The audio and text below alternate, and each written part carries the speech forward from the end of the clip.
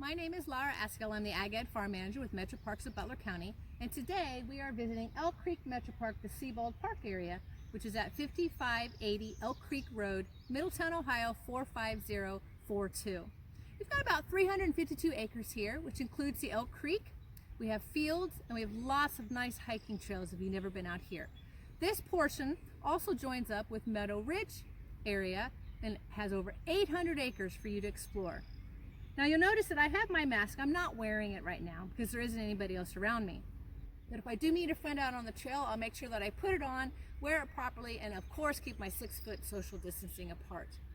Now today we're going to go see if we can find some of the amphibians that occur here at Elk Creek Metro Park at Sebald area. So let's go. Okay, so now we're going to go up this trail and see if we can find where the Eastern American toad is. Oh great, there he is. The word amphibian actually means two lives. This toad's going to spend its first part of its life in the water and then its second part on land. How totally cool is it to be able to absorb water through your moist, scaleless skin instead of having to use your mouth? He is cold-blooded, so the inside temperature of his body is the same as the outside temperature. And that is why our amphibians must hibernate during winter, otherwise they'd freeze to death.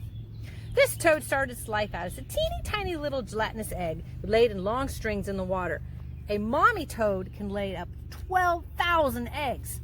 Now these eggs will hatch into tiny black tadpoles which swim in the water with their tails, and they breathe with gills. As tadpoles, they eat algae and small invertebrates. Now as they mature, they lose their tails and their gills, and they develop legs and lungs, at which time they can then crawl or hop onto land as pea-sized adults like you see here.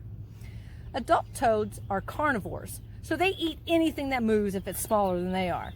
Now, they are predators to a wide variety of invertebrates like insects and spiders and worms and snails and crickets and beetles and more.